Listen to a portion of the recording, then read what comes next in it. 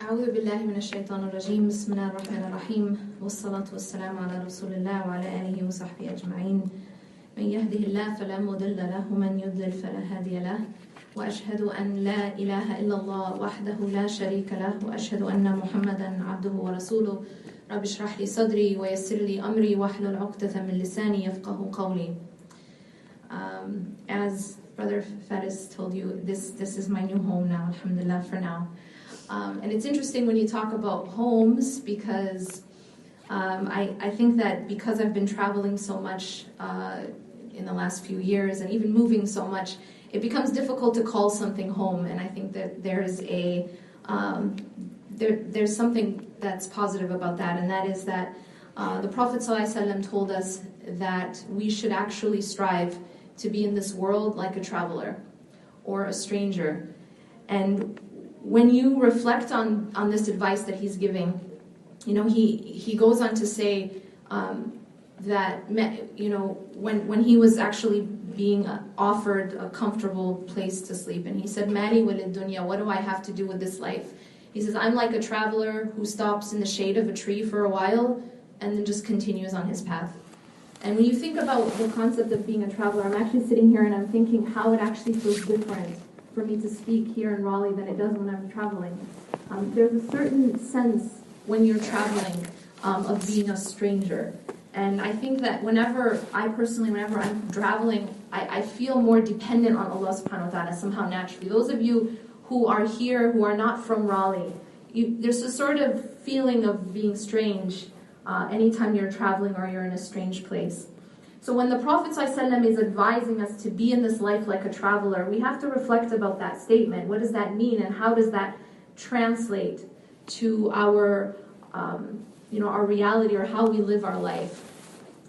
To answer that question, think about how you felt the last time you were traveling, and suppose that you were staying at a hotel. And when you think about how you interact with that hotel room, just think about that small example. When someone is staying at the Best Western or Motel 6 for that matter, how much money and time and effort do you spend decorating your hotel room? Does anyone do that? Does anyone go to Home Depot or Michael's or whatever, or Pottery Barn, and buy all this expensive furniture to decorate their hotel room? The answer is obviously no. Do you put up, get all this furniture and then decorate the house, decorate the room? And when I ask you why don't you do that? Think about for a moment, why is it that you don't put in all this money and effort to decorate your hotel room? What's the answer? Because you know it's temporary. Because you know I'm only here for a day, I'm only here for 2 days. Those of you who are staying in a hotel to be at this conference, you know what? You really don't have much of an attachment to your hotel room. Am I right? Is anyone in this room get really attached to their hotel bed? You know what I mean? You really don't care. Like, you don't go in there and you're like, oh man, like, look at the color of the blanket, you know? I need to change the color. I don't like this color, right? You really don't care. You're like, you know what? It works. And the reason you have that attitude is because you know that you're there for a very temporary period of time and then you're leaving. This is the attitude that the Prophet ﷺ told us to have in this entire life. That we're in this life just like we're in that hotel room. That we know that we're not staying here forever and eventually we're leaving. Like he said, the shade of a tree for a while and then you leave. When you have that mindset, you live very, very differently. And you start to have your priorities set very, very differently. Now the ayah here that is used for this session, Inna salati wa nusuki wa mahyaya wa mamati lillahi rabbil alameen. This is such a powerful statement. This is the statement of Ibrahim alayhi salam. He says that indeed, Inna salati, my prayer, wa nusuki, and my sacrifice. I want to take a moment and talk about sacrifice for a moment, because sometimes we don't really understand, well, why does it have to be so hard sometimes? Or why do I have to sacrifice? What is the purpose of sacrifice? Is Allah subhanahu wa ta'ala just interested in us, for example, in Ramadan? Do you think Allah subhanahu wa ta'ala is just interested in us being hungry? I mean, does Allah gain anything from us being hungry or thirsty? What's the answer? Obviously no. So there is a higher purpose for our sacrifice, and that purpose is not because it benefits Allah subhanahu wa ta'ala. It is because it directly benefits the one who sacrifices. Anytime you sacrifice, you are the one who benefits. The question now is, well, what's the benefit of sacrifice? Why can't it just be really easy? Why do I have to, why is Fajr at a time when I'd rather sleep? Why is Qiyam, the time when Allah subhanahu wa ta'ala says that He comes to the lowest heaven in the last third of the night, and He calls out, who is calling on me so I can hear, I answer their call, who's asking from me so that I can give them what they ask for, who's seeking forgiveness so I can forgive them? Why does it have to be at a time when it's so hard to wake up? Why couldn't it be like, after Dhuhr or something when I'm already awake anyways? There's a reason for this sacrifice. Have you ever thought about why is it that there's so much pain in childbirth? Has anyone ever reflected about that? Don't you think that it could have been easy? Don't you think pregnancy could have been easy? Why is it that we go through these struggles? And why is it that we need to sacrifice? Why is it so hard to raise a child? Why do they stay up all night and you have to give up your sleep as a parent? There is a benefit in the sacrifice itself.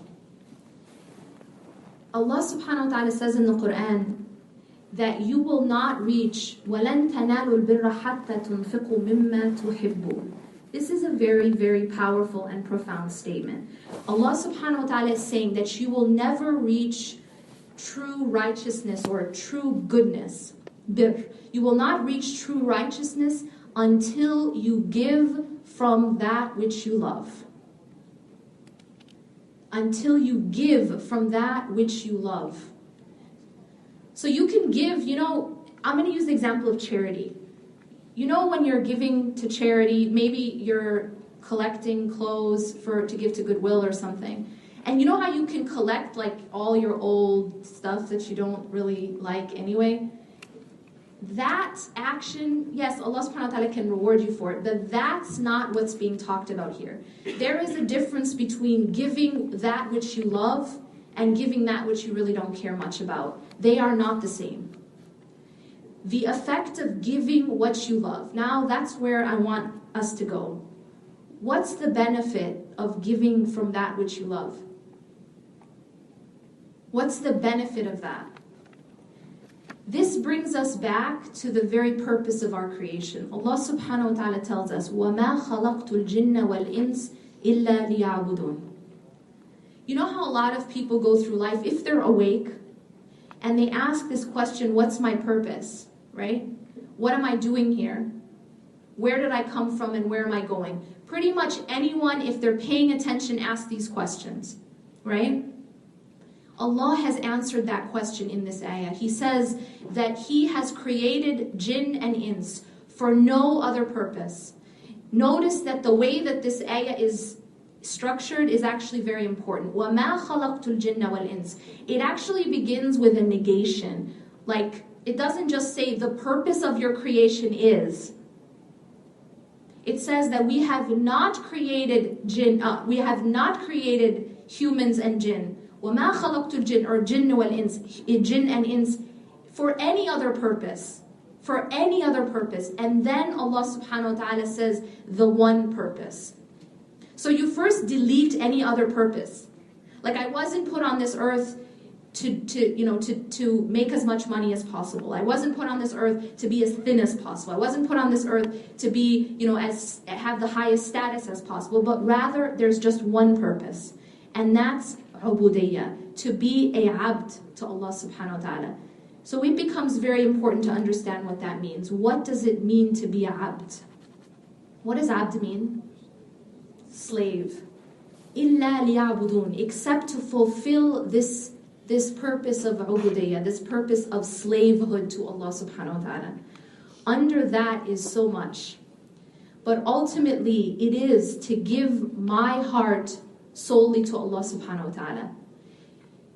Now here's the problem we face in dunya. The problem we face is that we are bombarded by so many things. We're bombarded by status, we're bombarded by money, we're bombarded by all these things pulling us in different directions. People, there's the creation that's pulling us. And what often happens is that we start to love the creation as we should love the Creator. And that includes everything of the creation. We start to love money more than we love the Creator. We start to love status more than we love the Creator. We start to love other people more than we love the Creator, or as we should love the Creator. Now, is there anyone in this room? I'm talking to a room full of Muslims and believers, inshallah. No one in this room is going to raise their hand and say, actually, I love money more than God. Or I love money as I should love God. Is there anyone who would say that with their tongue? Hopefully not, right? No one's going to raise their hand and say, I love my job as I should only love my Creator. Or I love my spouse, or I love my children as I should only love my Creator. No one says it, right? Can we all agree? Okay. But unfortunately, that is the case, but we don't say it. But in our hearts, we have competitors with Allah subhanahu wa ta'ala. We love other things as we should only love Him. Now the natural question is, what's the natural question? How would you know, right? Can anyone look into their heart with a special, their spiritual heart and see what they love most? Physically see it? No. So how do you know? I'm going to ask you guys to... You can either write it down or just mentally ask yourself the following questions. Those of you who are, just ask yourself the following questions. The first question I want you to ask yourself is, what do I think about all day? What occupies my mind most all day long?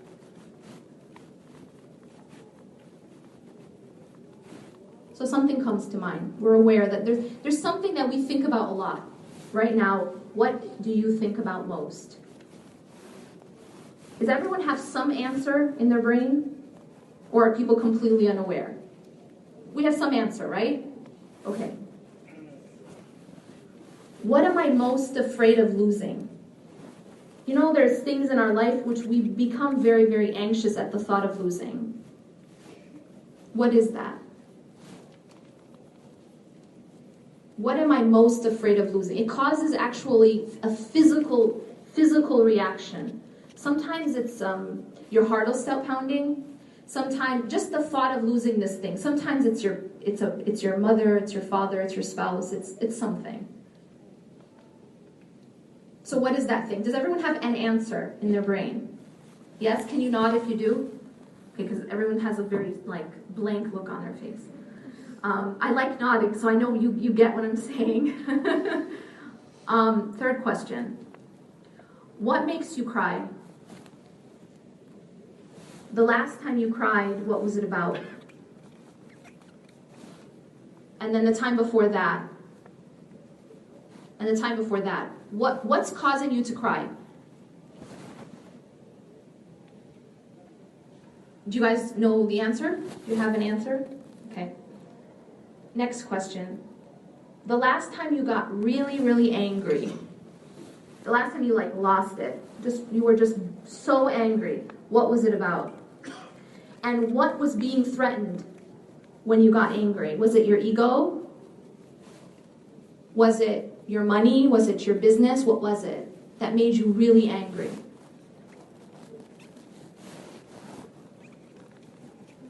Is there an answer? Not? Okay, good. What do you think about during Salah? Let me just be honest, because, yeah. Now, you know how sometimes there's two types of thoughts during Salah?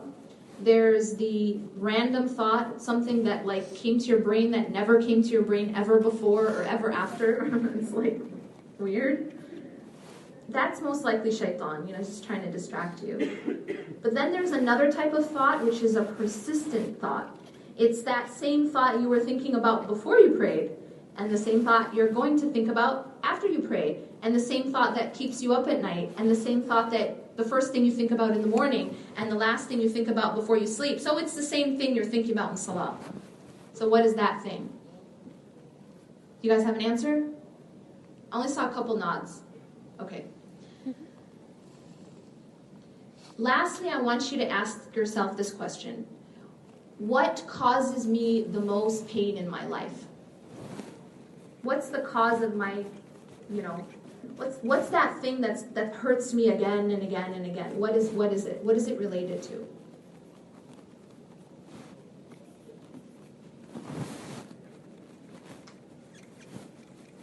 Does everyone have an answer? No? Yes? Yes or no? Okay. And this is not necessarily making you sad, but any kind of just consistent pain, whether it's anger, disappointment, whatever it is. Now, when you look at this list, you now have a list of, 6 or 7 things. How many people have pretty much the same thing for each answer? Like yeah. Okay. Do you guys see what I'm saying? Now, this answer that you have for all of these items, or that you have for most of them, that is what you love most. That is what you love most. So we said we couldn't look in our hearts with this special, apparatus. These are some ways to look into the heart and see what is it really that you love most. Now, I asked you this question. I said, what do you think about most? How many people was the answer Allah subhanahu wa ta'ala? Let's just be real. Allahu Akbar. One person. Alhamdulillah. But it takes some time to get there. And it takes a process, believe me. She knows, it takes a process. Most of the people in this room, was the answer Allah subhanahu wa ta'ala? Let's be real. We say that we love Allah most. But He is not who we're thinking about most. What we're thinking about most. He is not the cause. He's not what makes us cry. It is other things. For some, it's actually a person in their life. Like for this whole half of the room.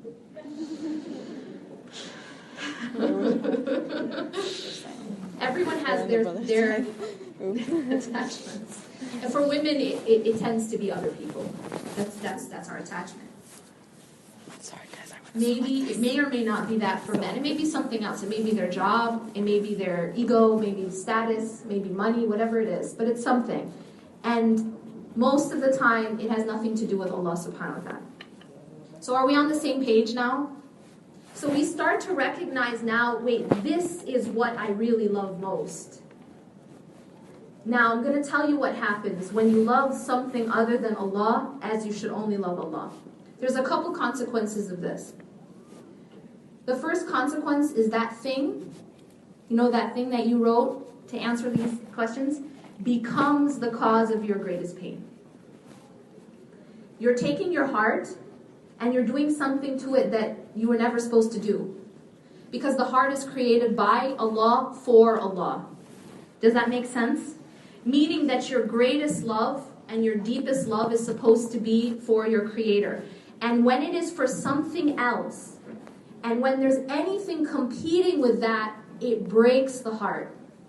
Because Allah made the heart in a certain way. And this, like the sister was saying, and anyone who has gotten to a point where they have made Allah subhanahu wa ta'ala the focal point, believe me, it takes a process, right?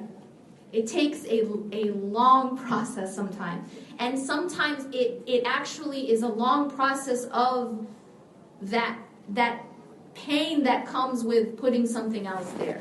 So that thing that you put there, whether it was your money or your business or your status or your ego or other people, those people will keep on, that love itself will keep on hurting you. It will keep on hurting. Your love of your job, your love of your business, it will continuously torture you because of your anxiety. You're always thinking about it. You're always worrying about it. The people, they will continuously keep hurting you if you love them as you should only love Allah. So now you will see that the first consequence is the pain that happens. Because you are taking the heart and contorting it in a way that it was never supposed to be. You are loving something as you should have only loved your Creator. It doesn't work. The heart actually can't handle it. That's why it hurts so much. You understand? And that pain itself is an indication that you need to make a change. And this is why people eventually make a change, because of the pain. You know when you're standing too close to a stove, and if you were to touch the fire or the flame or whatever the heat, even if you're not looking, what makes you move your arm? Or your elbow? What would make you move your hand? It is pain. So it's the pain that tells you, Sara, Ahmed, whatever, there's a problem, you need to make a change. In this case, move your arm. Move your arm, make a change. Emotional pain is the same thing. People eventually, the pain, it's like, okay, again and again, I keep falling into the same pattern. This is causing me, my obsession with my job, or my obsession with school, or my obsession with this person is causing me so much pain that I have to make a change. Make sense? So it pushes you to make a change. It pushes you to purify. There's something in there that's not supposed to be in there. It's like an intruder. And you need to get it out. It's like, you're not supposed to be in there. We have to make a change. Similarly, think about this reality this is across the physical reality. If a person has a heart condition, as in heart disease, what typically lets that person know that they have heart disease? It's chest pain. Angina, is that what it's called? Angina. Is that right? Yeah. Chest pain. My dad had chest pain for 4 years, and his doctor did not know what was wrong. And it was his heart. There's an indication. But the problem is a lot of us have these indicators, this pain, but we don't know what the problem is. The problem is that we have loved something as we should only love the Creator. That's the problem, just boiled down. Now, when people feel that pain, so a person feels the chest pain, a first person feels that their arm is burning, some people react very self-destructively, and that's they pop a pill to numb. Right, the painkiller, they'll pop a painkiller. So it's like, I have chest pain, instead of going and figuring out why I have the chest pain, I just take a bunch of painkiller, and I numb it. And we have lots of painkillers out there. Drugs, alcohol, music, our company, our zillions of gadgets, right? Every kind of gadget. We don't even have a moment to just stop and think, because we're always either texting someone or updating a status or liking a status. We're always numbing it, right? There's something wrong. I don't want to think about it. There's some emptiness, there's a hole there, but I don't want to think about it. I just want to numb it. Isn't that how we live our life? We're always needing to be entertained. Even when it comes to speakers, and I think speakers feel this too, you feel the need to entertain, right? It's like everybody just wants to be entertained.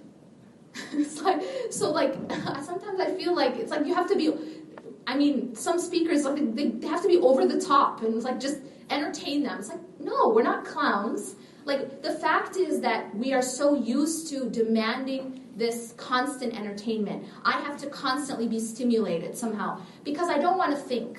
I don't want to reflect. I don't want to change. I'm afraid to think. I'm afraid to reflect, and I'm afraid to change. But we have to. Because if you're not doing that, then you're just like the person who has the chest pain, but tells the doctor, you know what, just give me painkiller. Just give me the painkiller. I don't care to solve the problem. I just don't want to feel it. I just don't want to know that I have it. And there's a true story. This is a true story. That there was a man who had he had such severe tooth pain. Anyone who's felt that knows it's very bad. So he goes to the dentist, but he doesn't have dental insurance. So the dentist tells him, you have an infection, and you need 2 medications. One is to cure the infection, the antibiotic, and one is to help with the pain. So he has to choose, because he doesn't have dental insurance, he chooses between the two. And you know what he chooses? What do you think he chooses? The painkiller. And that's what a lot of us do. So he chooses the painkiller. So now he's not feeling the pain anymore, which is not pushing him to make a change anymore. So you know what ends up happening? His infection spreads to the brain, and he ends up dying. This is a true story. Read it in the news. And I think it's so profound because that's what so many of us are doing. We have a problem. Like I pointed out to you, 7 items. There's an issue, but we don't want to face it. We want to escape it. We want to numb it. We want to keep our minds occupied with distractions. And as a result, we are allowing these diseases inside of us to spread. And they're not being addressed. The obvious next question is, well, how do we do it? How do we address these problems? We realize that they're there now. What do you do next? That's a big question, because that's the whole journey of purification of the heart. And that process is a lifelong process. It doesn't happen like, no one says, okay, I don't need to take a shower today because I took one last month, right? Hopefully. Wow. Hopefully no one says that. It's a constant cleansing process. Similarly, no one says, I don't need to eat dinner today because I ate dinner last month. Because you wouldn't live to say that. Or I don't need to eat because I ate last month. The point is that we have to consistently be feeding our bodies to stay alive. And in the same way, we need to consistently be feeding our hearts and our souls to keep them alive. And we need to be cleaning our bodies consistently. You cannot just take a shower once a month and expect that you're going to be clean. No one's even going to want to be next to you. And yet our hearts are very dirty. And Allah subhanahu wa ta'ala sees that. If we are not cleaning our hearts through tawbah, coming back to Allah continuously, every time we mess up, you don't lose hope, but you keep coming back to Allah. And knowing that messing up is part of the process. Anyone who expects to be perfect has already set themselves up for failure. Because you weren't created to be angels. And I want you guys to reflect about something. If we were supposed to be perfect and never mess up, then why would the most emphasized attributes of Allah subhanahu wa ta'ala be His forgiveness and His mercy? Right? There is a reason Allah tells us again and again and again how forgiving He is and how merciful He is and how forbearing He is and how He deals with us. Forbearing, Halim.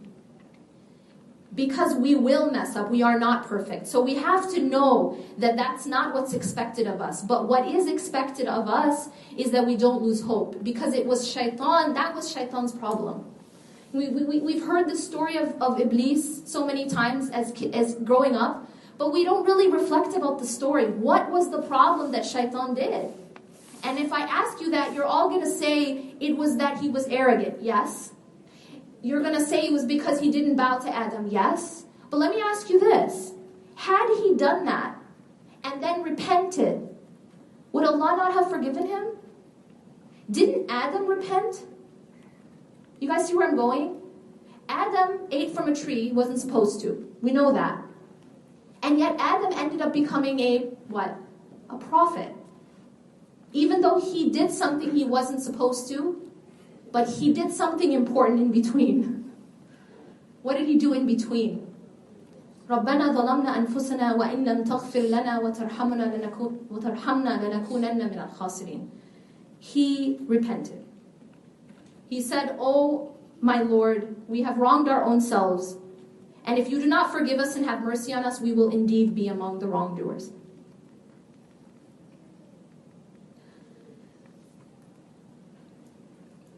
So the take-home message is this. We are here on this earth for a particular purpose. And we need to keep sight of that. Everything else that we do needs to be part of that purpose, needs to enable that purpose. And that purpose is, as Allah subhanahu wa ta'ala says, وَمَا خَلَقْتُ الْجِنَّ وَالْإِنسِ إِلَّا لِيَعْبُدُونَ. We have not created jinn and human beings except to fulfill ubudiyyah to Allah.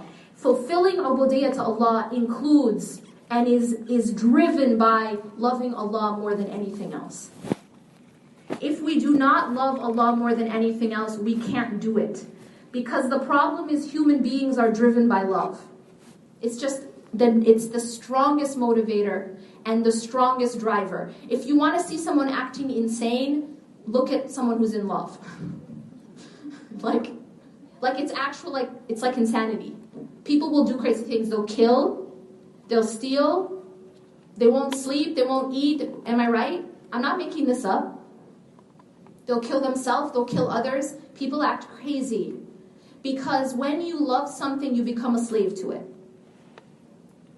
Whatever you love most is your master. You just have to be very careful what that is. أقول قولي هذا واستغفر الله لي ولكم إنه غفور رحيم سبحانك الله وبحمدك نشهد أن لا إله إلا أنت نستغفرك ونتوب إليك السلام عليكم ورحمة الله وبركاته.